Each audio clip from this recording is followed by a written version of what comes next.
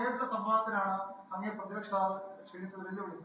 അങ്ങ് ഫേസ്ബുക്കിലൂടെ മാത്രമേ സംവാദം ഉണ്ടാവുകയുള്ളൂ, അല്ലെങ്കിൽ നേരിട്ട് സംവാദം ഉണ്ടാവുക? അല്ല, ഇത് ഫേസ്ബുക്കിലുള്ള ഒരു സംവാദത്തിനാണ് ഞാൻ ക്ഷണിച്ചത്.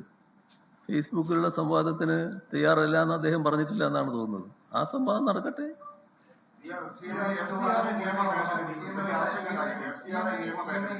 ഇത് സംബന്ധിച്ച് കേരളത്തിൽ വന്ന രാഹുൽ ഗാന്ധിയോ അതുപോലെ പ്രതിപക്ഷമോ ഒരക്ഷരം FCR നിയമ ഭേദഗതിക്കെതിരെ പറഞ്ഞില്ല. ന്യൂനപക്ഷങ്ങൾക്കിടെ പ്രത്യേകിച്ചും ക്രൈസ്തവ സഭകൾക്കിടയിലൊക്കെ വലിയ ആശങ്കയുണ്ടാക്കി നിർദ്ദേശം ഉണ്ടെന്നാണ് ആരോപിക്കപ്പെടുന്നത്. CM അടക്കം അതിനെതിരെ പാർട്ടിയും അതിനെതിരെ പ്രമേയം പാസ്സാക്കുകയും പ്രസ്താവിക്കുന്നു. പക്ഷെ പ്രതിപക്ഷം ഒരു അക്ഷരമില്ല. എന്തുകൊണ്ടായിരിക്കും? ഇത് ഗൗരവമായൊരു വിഷയം തന്നെയാണ്. അത് വലിയ ആശങ്ക നമ്മുടെ ന്യൂനപക്ഷ വിഭാഗങ്ങളിൽ, പ്രത്യേകിച്ച് ക്രൈസ്തവ വിഭാഗങ്ങളിൽ ഉണ്ടാക്കിയിട്ടുണ്ട്. ഇത് വല്ലാത്ത ഒരു നിയമ ഭേദഗതി എന്ന നിലക്കാണ് ഇപ്പോൾ വന്നിട്ടുള്ളത്. നമ്മുടെ രാജ്യത്തെ ഒരു വിഭാഗത്തിന് വല്ലാത്ത ആശങ്ക വരുമ്പോൾ അതിനനുസരിച്ചിട്ടുള്ള നടപടികൾ സ്വാഭാവികമായും ഗവൺമെൻറ് ഭാഗത്ത് ഉണ്ടാകേണ്ടതാണ്. പക്ഷേ അതല്ല ഇപ്പോൾ ഗവൺമെൻറ് ഭാഗത്തുനിന്ന്, കേന്ദ്ര ഗവൺമെൻറ് ഭാഗത്തുനിന്ന് ഉണ്ടാകുന്നത്. കേന്ദ്ര ഗവൺമെൻറ് സ്വീകരിക്കുന്ന നടപടികൾ രാജ്യത്തെ ഒരു വിഭാഗത്തിൽ വല്ലാത്ത അസ്വസ്ഥതയുണ്ടാക്കുന്നു, ഒരു തരം അരക്ഷിതത്വം ഉണ്ടാക്കുന്നു. അത് ഒരു രാജ്യത്തിനും ഗുണകരമായിട്ടുള്ളതല്ല. എല്ലാവരെയും ചേർത്ത് പിടിച്ചുകൊണ്ടാണ് ഒരു രാജ്യം മുന്നോട്ട് പോകേണ്ടത്. ഒരു കൂട്ടരെ അകറ്റി നിർത്തുന്ന നിലയല്ല സ്വീകരിക്കേണ്ടത്. ഇപ്പോൾ കണക്ക് കൃത്യമായി കൊടുത്തില്ല, അല്ലെങ്കിൽ അത് കൊടുക്കാൻ വൈകിപ്പോയി, അതിന് ഈ പറയുന്ന സ്ഥാപനം പിടിച്ചെടുക്കുക എന്ന നില വന്നാൽ എന്തായിരിക്കും അവസ്ഥ? ഇതിനൊക്കെ സാധാരണ ഒരു നിയമപരമായി സ്വീകരിക്കുന്ന നടപടികളില്ലേ, അതിൽ നിന്ന് വ്യത്യസ്തമായി പോവുകയാണ് ഇവിടെ.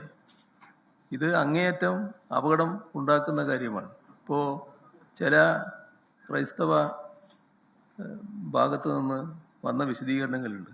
ധാരാളം മിഷണറിമാരുടെ പ്രവർത്തനം നടക്കുന്നു, അതിൻ്റെ ഭാഗമായുള്ള പണം വരുന്നു, അത് മറ്റു കാര്യങ്ങൾക്ക് വേണ്ടി ഉപയോഗിക്കുന്നു, സ്കൂളുകൾക്ക് ഉപയോഗിക്കുന്നു, നമ്മുടെ ആശുപത്രികൾക്ക് വേണ്ടി ഉപയോഗിക്കുന്നു. അതിൽ നല്ല തരത്തിൽ ആളുകളെ സേവിക്കുന്ന നിലയാണ്.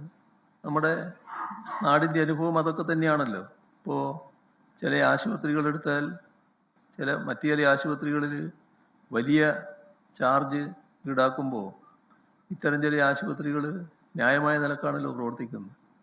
യഥാർത്ഥത്തിൽ ജനങ്ങൾക്ക് ഗുണകരമായിട്ടതാണല്ലോ അത്. അത്തരത്തിലുള്ള സേവനങ്ങൾ നടത്തുന്നവരെ പ്രത്യേകമായി കാണണ്ടേ? അതോടൊപ്പം തന്നെ മറ്റൊട്ടേറെ ചാരിറ്റി പ്രവർത്തനങ്ങൾ നടക്കുന്നില്ലേ? അതൊന്നും സർക്കാർ കൊടുക്കുന്ന കാശിൻ്റെ ഭാഗമായിട്ടല്ലല്ലോ. അവർ ചാരിറ്റി പ്രവർത്തനം നടക്കുകയില്ലേ? അവർ ചാരിറ്റി പ്രവർത്തനം നടത്തുന്നത് വലിയ തോതിൽ മറ്റെന്തെങ്കിലും ലാഭം ഉണ്ടാക്കിയിട്ടല്ലല്ലോ. ആ ചാരിറ്റി പ്രവർത്തനത്തിന് ആവശ്യമായ ഫണ്ട് സംഭാവനയായും മറ്റുമാർക്ക് ചിലപ്പോൾ കിട്ടുന്നുണ്ടാവും, മറ്റു തരത്തിൽ ലഭിക്കുന്നുണ്ടാവും. ഈ പറയുന്ന തരത്തിൽ അവരധ്വാനിച്ച് കാശുണ്ടാക്കിയതിൻ്റെ ഭാഗമായിട്ട് കൊടുക്കുന്നുണ്ടാവും. അതൊക്കെ പ്രോത്സാഹിപ്പിക്കുന്ന നിലയിൽ എടുക്കേണ്ടത്. അതിലെല്ലാം ഒരു പ്രത്യേക വിഘടന കണ്ണ് വെക്കാൻ പാടില്ലാലോ. എന്നിട്ട് നിന്നെ ഞാൻ ശരിയായി കളയുന്നുള്ള മട്ടിൽ നീങ്ങാൻ പാടില്ലാലോ. ഏറ്റവും ഗുരുതരമായ ഒരു പ്രശ്നമായിട്ടാണ് ഉയർന്നു വന്നിട്ടുള്ളത്. അടിയന്തരമായി തിരുത്തേണ്ടതാണ്. ഒരു വിഭാഗത്തിൽ വല്ലാത്ത അരക്ഷിതത്വം ഉണ്ടാക്കുന്ന ഒരു നടപടിയും ഗവൺമെൻറ് ഭാഗത്ത് ഉണ്ടാകാൻ പാടില്ലാത്തതാണ്. കേന്ദ്ര ഗവൺമെൻറ് ഈ നടപടിയിൽ നിന്ന് പൂർണ്ണമായി പിൻവാങ്ങുകയാണ് വേണ്ടത്.